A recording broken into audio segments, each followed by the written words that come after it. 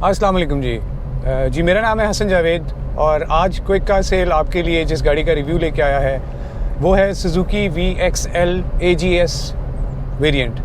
Suzuki VXL AGS variant जी Suzuki Alto में सबसे हाईएस्ट या top of the line variant है। इसमें बेसिकली सुजुकी ने पाकिस्तान में 3 वेरिएंट लॉन्च किए थे, जिसमें नंबर 1 पे VX है, नंबर 2 पे VXR है और नंबर 3 पे VXL है। VXL वो वेरिएंट है जिसका आज हम रिव्यू करेंगे। ये ऑटो गियर शिफ्ट टेक्नोलॉजी के साथ आता है और ये हम आपको आगे जाके बताएंगे कि AGS में और ऑटोमेटिक ट्रांसमिशन में क्या डिफरेंसेस होते हैं। तो जी इस गाड़ी की आज मई 2022 की मैं बात कर रहा हूँ। तो मई 2022 में इस गाड़ी की जो प्राइस है वो इनवॉइस प्राइस 18,86,000 रुपये है और अगर इस्लामाबाद की रजिस्ट्रेशन कॉस्ट या इस्लामाबाद में ऑन रोड प्राइस की बात करें तो ये गाड़ी आपको तकरीबन रजिस्टर हो के फाइलर के लिए 19,33,000 रुपये में पड़ती है। अगर आप नॉन फाइलर हैं तो इसमें टैक्स थोड़ा सा ऐड हो जाता है, लेकिन फाइलर के लिए इस्लामाबाद में फ्रेट मिला के और रजिस्ट्रेशन मिला के इस गाड़ी की कॉस्ट 19,33,000 रुपये है। सुजुकी ऑल्टो जी ओन डेवलप कर गई है और अगर आप सुजुकी को कॉल करेंगे और उनसे पूछेंगे कि गाड़ी कितने दिनों में अवेलेबल है तो दे विल से कि जी गाड़ी तकरीबन 2.5 से 3 महीने में आएगी, लेकिन ये गाड़ी आपको 1 से 1.5 लाख रुपए ऑन पे अभी मिल जाती है।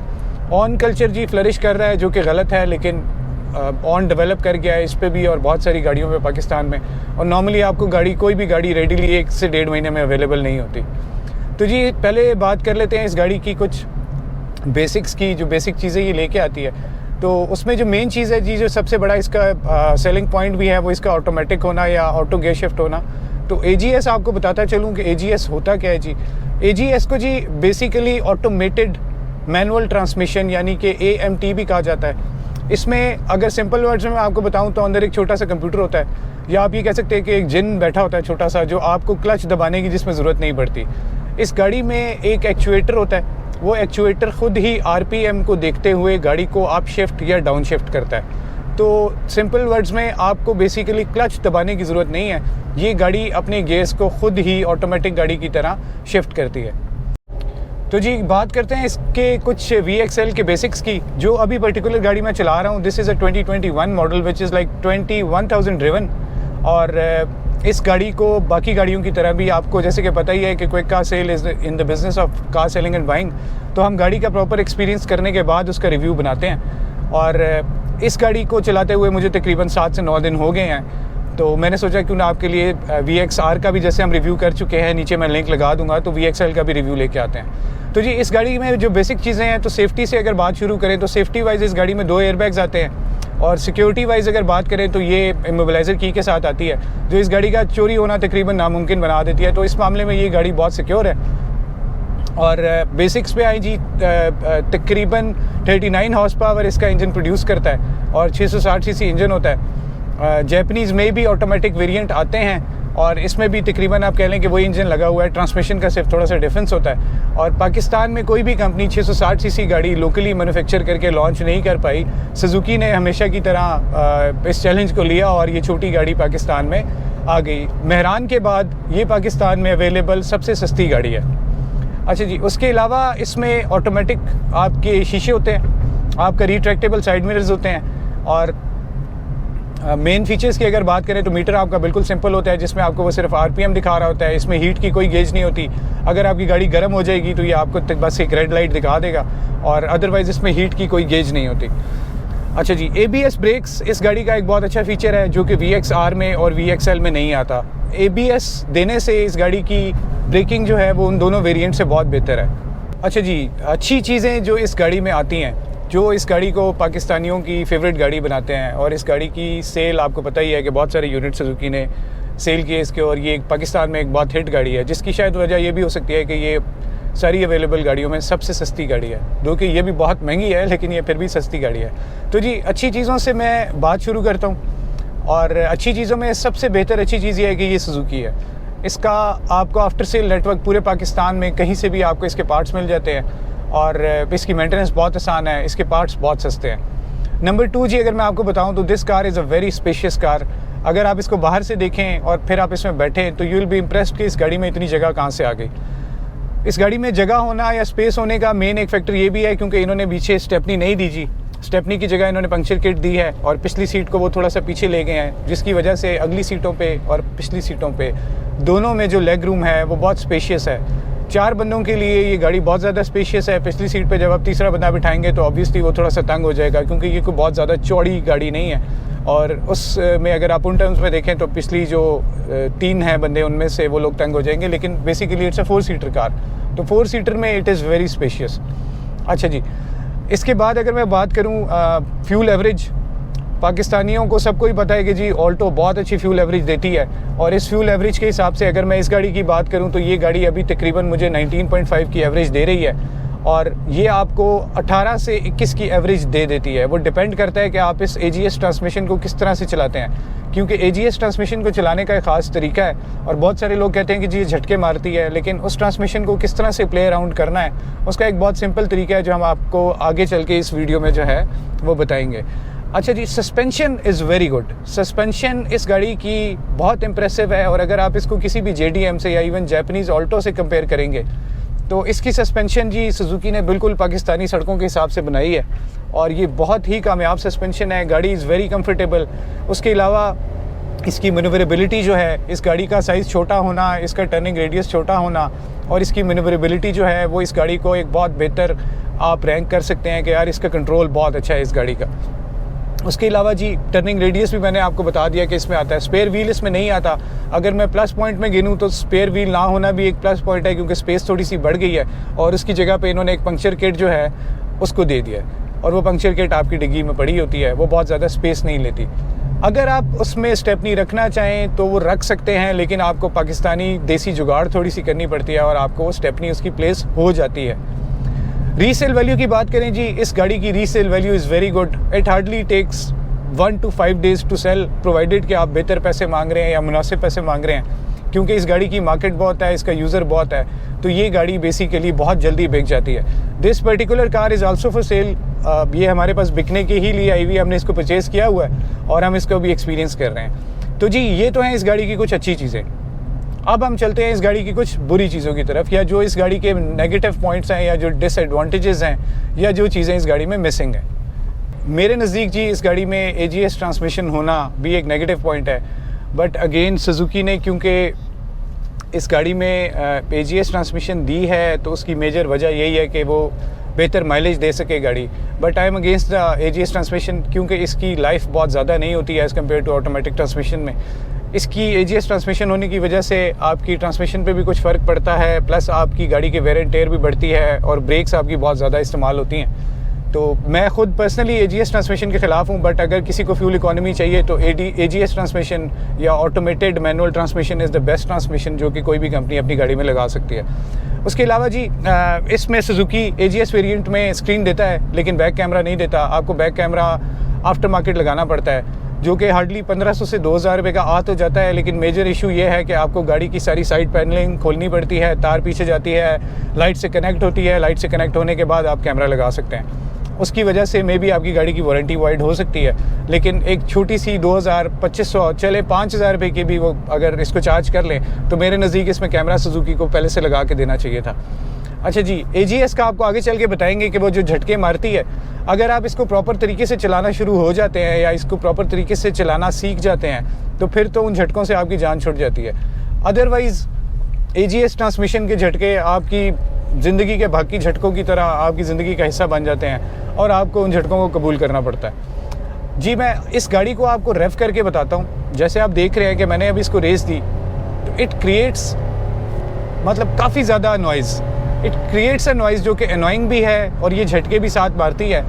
इस नॉइज़ की वजह से आपका जो साउंड सिस्टम है, अगर आप कोई म्यूज़िक लगाया हुआ है तो आपको वो भी फील होता है कि यार म्यूज़िक की आवाज़ ही नहीं है। उसकी मेजर वजह यही है कि ये गाड़ी रेफ करते हुए बहुत ज़्यादा शोर करती है।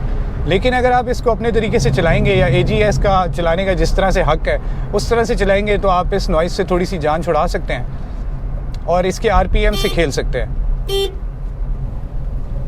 अच्छा जी, अब एक और नेगेटिव पॉइंट जो इस गाड़ी में है वो ये है कि इसकी पिछली सीटों पे कोई हेडरेस्ट नहीं है। वो हेडरेस्ट होना मेरे नज़दीक बहुत ज़रूरी है, क्योंकि in case of any head on collision या कोई एक्सीडेंट आपको जो विप्लैश आता है वो बहुत डेंजरस होता है और इसमें हेडरेस्ट ना होना एक बहुत बड़ा नेगेटिव पॉइंट है, जिसका अगेन हल ये है कि आप उसमें जैपनीज़ गाड़ी की अगर बैक सीट लेके लगवा लें तो आप उसका सोल्यूशन निकाल सकते हैं, बट अगेन उसकी भी एक कॉस्ट होगी।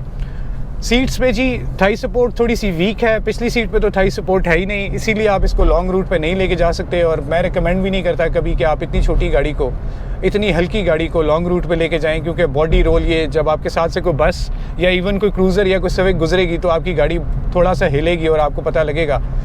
टायर्स इसमें यूरो के आते हैं जी।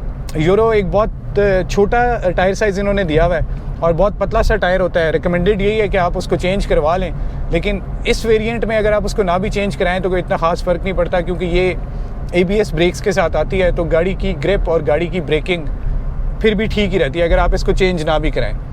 अच्छा जी, AC पे थोड़ा सा आते हैं जी। AC पे मुझे थोड़ा सा कंस्ट्रेंट ये है कि इसका AC बार बार बगैर वजह के ट्रिप होता है। उसकी शायद वजह ये भी है कि जब गाड़ी से आपने अल्टीमेट परफॉर्मेंस लेनी होती है तो ये गाड़ी अपने AC को ट्रिप कर देती है। किसी ज़माने में हम गाड़ियाँ चलाते तो हम ये कहते थे कि गाड़ी को जितना रेव करेंगे उतना AC अच्छा परफॉर्म करेगा। ये बिल्कुल उसके ऑपोजिट चलती है। आप जब गाड़ी को रेव करते हैं तो पावर जनरेशन के लिए ये गाड़ी अपने AC को ट्रिप कर देती है। और AC की अदरवाइज़ इसकी कूलिंग ठीक है, अंडर 40 अगर टेम्परेचर है तो आपकी कूलिंग ठीक रहती है, लेकिन इससे ऊपर के टेम्परेचर में कोई भी गाड़ी AC में इशू कर सकती है, या आप कह सकते हैं कि यार इसका AC बहुत अच्छा नहीं है। लेकिन विद इन सिटी नॉर्मल 40 या थोड़ा सा 40 प्लस टेम्परेचर पे भी कंसिस्टेंसी से अगर आपका AC चल रहा है तो आपका एक अच्छा गुजारा हो जाता है। ये बेहतर हो सकता था, लेकिन अगेन इंजन की परफॉर्मेंस को बेहतर बनाने के लिए और फ्यूल इकॉनमी के लिए जो AC इसमें है वो बहुत एक्सेप्टेबल है। स्टीयरिंग में जी कोई एडजस्टमेंट नहीं है। मैंने VXR के रिव्यू में भी कहा था, जिसका लिंक मैंने नीचे कमेंट्स में और डिस्क्रिप्शन में दे दिया है, आप देख सकते हैं। स्टीयरिंग में ऊपर नीचे की भी कोई एडजस्टमेंट नहीं है, लेकिन स्टीयरिंग जिस जगह पे है ये ठीक है। अगर कोई हाइटेड बंदा या कोई छोटी हाइट का बंदा चलाना चाहे तो स्टिल इनको थोड़ी सी एडजस्टमेंट उसमें रखनी चाहिए थी, जो इसमें नहीं है। ये स्टीयरिंग कहीं से भी किसी तरह से भी एडजस्ट नहीं होता। यूरो टायर्स का मैंने आपको बता दिया जी। उसके अलावा इसमें एक टिपिकल एंटेना आता है जो कि 1980s की गाड़ियों में आता था। आपकी गाड़ी को थोड़ा सा रिमोट कंट्रोल गाड़ी का टच वो देता है, लेकिन गाड़ी आपको खुद ही चलानी पड़ती है, इसको आप रिमोट से नहीं चला सकते। रोड रिस्पेक्ट की बात करते हैं जी। इस गाड़ी की रोड रिस्पेक्ट बीइंग पाकिस्तान की सबसे सस्ती गाड़ी कम है, और या मैं ये कहूँ कि नहीं है तब भी ठीक है, लेकिन रोड रिस्पेक्ट बहुत ज़रूरी नहीं है। आपने अपनी यूटिलिटी देखनी है कि कौन सी गाड़ी आपके लिए इकोनॉमिकल है, आपकी जेब पे भारी नहीं है। और मेरे नज़दीक आपकी साइकिल भी जो है आपको उस पर भी प्राउडली प्रेजेंट करना चाहिए कि जी ये मैंने अपने पैसों से ली हुई है। तो रोड रिस्पेक्ट इसकी है नहीं, लेकिन मेरे नज़दीक वो रोड रिस्पेक्ट मैटर नहीं करती, क्योंकि सबको पता है कि जी ये पाकिस्तान की सस्ती तरीन गाड़ी है। बट ये सस्ती तरीन गाड़ी भी आपको तकरीबन 19 साढ़े 19 लाख रुपए में मिलती है, तो इसकी रोड रिस्पेक्ट होना या ना होना इतना ज़्यादा मैटर नहीं करता। एक और चीज़ जी मैं आपको बताता चलूँ, इस गाड़ी में मोबाइल रखने की कोई ऐसी जगह नहीं है जहाँ पे थोड़ा सा बड़े साइज़ का मोबाइल इसमें आ सके। ना आप मोबाइल को यहाँ पे रख सकते हैं, ना यहाँ पे रख सकते हैं, ना कप होल्डर्स में रख सकते हैं, क्योंकि ऑब्वियसली कप होल्डर्स में भी आपका टर्न लेते हैं अगर आप, तो टर्न लेने पे आपका मोबाइल गिर जाता है, नीचे चला जाता है। आप अगर डोर पॉकेट में उसको रखते हैं तो डोर पॉकेट इतनी तंग है कि अगर आपके मोबाइल के साथ कोई और चीज़ रखी जाती है तो आपका मोबाइल सॉर्ट ऑफ फंस जाता है। बाकी इसमें मोबाइल पॉकेट की कोई जगह बनानी चाहिए थी, या कोई ऐसा कंसोल होना चाहिए था जिसमें आप अपने मोबाइल को रख सकें, लेकिन अनफॉर्चुनेटली नहीं है। एक और चीज़ जो काफ़ी अनोइंग है, 7 दिन से मैं ये गाड़ी चला रहा हूँ और मैं अभी तक उससे यूज़ टू नहीं हो सका, वो ये है कि ऑटो गियर शिफ्ट पे कभी भी P नहीं होता, पार्किंग वाला नहीं होता। यहाँ पे R है, न्यूट्रल है, ड्राइव है, और ड्राइव के साथ आप इसको मैनुअल पे शिफ्ट कर सकते हैं। अप एंड डाउन गियर है। तो आपको गाड़ी रोकते हुए जो रिकमेंडेशन है वो ये है कि गाड़ी आपने हमेशा N में रोकनी है। आपने गाड़ी को सिग्नल पे रोकना है, 10-15 सेकंड के लिए रोकना है। आप फ़ौरन से गाड़ी को N में लेके आएँ और N में लाने के बाद अपनी ब्रेक से उस गाड़ी को रोकें। अगर आपकी गाड़ी ढलान में या किसी ऊंचाई पे खड़ी है तो N में ऑब्वियसली वो न्यूट्रल होगी और वो ऊपर नीचे जा रही होगी, तो आप अपनी हैंड ब्रेक से या अपनी फुट ब्रेक से उस गाड़ी को रोक सकते हैं। अगर आप इस गाड़ी को D में रखते हुए ब्रेक का ज़्यादा इस्तेमाल करेंगे तो आपकी वेयर एंड टेयर बढ़ेगा और आपकी ऑटो गियर शिफ्ट पर लोड आएगा। तो जी अब हम आपको बेसिकली इस गाड़ी की जो गियर शिफ्टिंग है या AGS चलाने का जो तरीका है जिससे आप अपनी AGS की लाइफ बढ़ा सकते हैं या बचा सकते हैं, प्लस ये कि आप इससे बेहतर फ्यूल इकॉनमी ले सकते हैं और आप इन झटकों से जो कि AGS में होते हैं बच सकते हैं, उसको चलाने का तरीका दिखाएंगे। जी आप अभी देख रहे हैं जैसे कि गाड़ी इस टाइम पे न्यूट्रल में है, गाड़ी इस टाइम पे न्यूट्रल में है और अभी मैंने गाड़ी को D में लाया और मैंने छोड़ दिया। ये अपने हल्के से क्रॉलिंग या क्रीपिंग मोड में आ चुकी है और अब मैंने पेडल को प्रेस किया है। ये पेडल प्रेस करते साथ ही जी पहले गियर में मैंने उसको छोड़ा, दोबारा प्रेस किया, ये सेकंड में आ गई। सेकंड में थोड़ा सा चलाने के बाद मैंने इसको दोबारा प्रेस कर छोड़ के प्रेस किया, ये थर्ड में आ गई। थर्ड में आने के बाद मैंने दोबारा छोड़ के दोबारा प्रेस किया तो ये गाड़ी फोर्थ में आ गई और फोर्थ गियर में डलते ही यहाँ पे आपको थोड़ा गाड़ी को स्पीड में लाना है। आप इसको दोबारा पेडल को छोड़ के जब दोबारा दबाएंगे तो ये गाड़ी फिफ्थ गियर में आ जाएगी। मैंने कहीं पे जी क्लच का जिक्र नहीं किया या क्लच को नहीं छेड़ा, मैंने सिर्फ अपना पैर उठा के दोबारा रखा है और ये गाड़ी नेक्स्ट गियर में आ जाती है। अब जी अगर आप लेट्स सपोज जैसे मैं अभी 5वें गियर में हूँ और तकरीबन 60 की स्पीड में हूँ और फ़ौरन से मुझे ओवरटेक करने पड़ती है, तो उसमें हल ये है कि मैंने पेडल को फ़ौरन से रेफ करना है और ये गाड़ी खुद ही डाउन शिफ्ट होगी और थर्ड गियर में आ जाएगी। तो 5वें गियर से तीसरे गियर की शिफ्टिंग ये खुद करेगी। अब मैंने पेडल छोड़ दिया है और ये खुद फोर्थ गियर में भी स्पीड के मुताबिक चली गई है।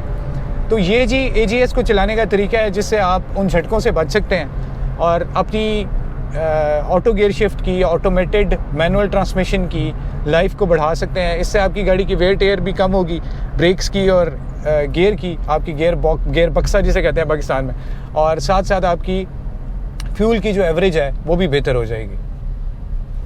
जी तो अगर मैं आपको परचेज़ डिसीजन या समरी की बात करूं तो प्रॉज एंड कॉन्स के बाद आपको पता है कि हमारी हर वीडियो में एक समरी होती है। गाड़ी की अच्छी चीज़ें जी, स्पेशियस बहुत है, यूटिलिटी बहुत है, माइलेज बहुत अच्छी देती है, प्राइस आप लोग खुद देख लें कि आपका बजट क्या है, बट पाकिस्तान की सस्ती तरीन गाड़ी है। पार्ट्स बहुत सस्ते हैं, मिसाल के तौर पे बम्पर टूट जाए 3-3.5 हज़ार का बम्पर है। मेंटेनेंस कॉस्ट मंथली 5000 किलोमीटर के बाद 6000 है, जो तकरीबन 1.5 रुपये पर किलोमीटर पड़ती है, वो भी ठीक है। समरी की जी अगर बात करें तो मेरे नज़दीक ऑल्टो VXL AGS एक अच्छी गाड़ी है। अगर आपको AGS ट्रांसमिशन से इशू नहीं है या अगर आप AGS ट्रांसमिशन को चलाना सीख सकते हैं कि इस गाड़ी को आप कैसे चला सकते हैं, तो AGS ट्रांसमिशन में कोई इशू नहीं है। पर्सनली अगर मैं अपनी प्रेफरेंस की बात करूं तो मैं मैनुअल वेरिएंट पे जाऊंगा, मैं AGS पे नहीं जाऊंगा, और वो उसकी मेजर वजह AGS ट्रांसमिशन की लाइफ कम होना और इसके साथ आपकी ब्रेक्स की और AGS की वेयर एंड टेयर बहुत ज़्यादा निकलती है। इसमें इंटरनेशनली कंप्लेंट्स आती हैं, लेकिन बाकी चीज़ें अगर आप देखें तो ये गाड़ी एक बहुत अच्छी गाड़ी है और आप इसको बिल्कुल ले सकते हैं, आप इसको यूज़ कर सकते हैं। और इसकी सबसे बड़ी वजह इसकी अच्छी रीसेल वैल्यू और इसकी अच्छी फ्यूल माइलेज है। फ्यूल प्राइसेस जहाँ पे जा रही हैं, मेरे नज़दीक कोई गाड़ी अगर आपको 15+ की एवरेज दे रही है तो वो एक अच्छी गाड़ी है मेरे नज़दीक जी। It's a very good car. अगर आप जैपनीज़ JDM पे नहीं जाना चाहते, अगर आप जैपनीज़ ऑल्टो नहीं लेना चाहते, इतने पैसों में आपको जैपनीज़ का मीरा का कोई 2015-16 का मॉडल आजकल मिल रहा है, ऑल्टो का 16-17 का मॉडल मिल रहा है, बट मैं AGS ट्रांसमिशन लोकल गाड़ी को जैपनीज़ गाड़ी से बेहतर समझता हूँ। एक तो ये वारंटी में होती है, दूसरा इसकी सस्पेंशन बहुत अच्छी है। जो शशके 660 सीसी वाले इसमें नहीं हैं, वो किसी भी 660 सीसी को नहीं चाहिए होते। ये कोलिजन कंट्रोल, पुश स्टार्ट और ये सारी वो फजूल चीज़ें हैं जिनकी आप एक्स्ट्रा मनी पे कर रहे होते हैं इन छोटी गाड़ियों में। इन छोटी गाड़ियों में इन चीज़ों की बिल्कुल ज़रूरत नहीं है। तो जी हमारे पेज को प्लीज़ लाइक करें, सब्सक्राइब करें। फेसबुक पे हमारा क्विक कार सेल के नाम से पेज है। हम गाड़ियों में डील करते हैं, गाड़ियाँ ख़रीदते हैं, बेचते हैं। अगर आप कोई गाड़ी बेचना चाहते हैं आप हमसे रब्ता कर सकते हैं। यूट्यूब के हमारे चैनल को सब्सक्राइब करें, लाइक करें, शेयर करें। ये एक पेट जुमला है लेकिन करें ताकि हमारी भी थोड़ी सी सपोर्ट हो। हम अब रेगुलरली गाड़ियों के रिव्यूज़ कर रहे हैं और अगर आप चाहते हैं कि हम आपके लिए किसी गाड़ी का रिव्यू लेके आएँ तो आप वो गाड़ी लेके आएँ। आई एम सॉरी, मजाक कर रहा हूँ जी। अगर आप चाहते हैं किसी गाड़ी का रिव्यू करें तो आप हमें कमेंट्स में बताएं और हम कोशिश करेंगे कि आपके लिए वो रिव्यू लेके आएँ। अगर आप ख़ुद किसी रिव्यू में फ़ीचर होना चाहते हैं तो आप हमसे रब्ता कर सकते हैं, हम आपको बिल्कुल उस रिव्यू में फ़ीचर कर सकते हैं आपकी गाड़ी के साथ। Thank you so much for your time जी। और आप QCS से आपको बहुत सारे मज़ीद रिव्यू आते रहेंगे। Thank you for your time. अल्लाह हाफ़िज़।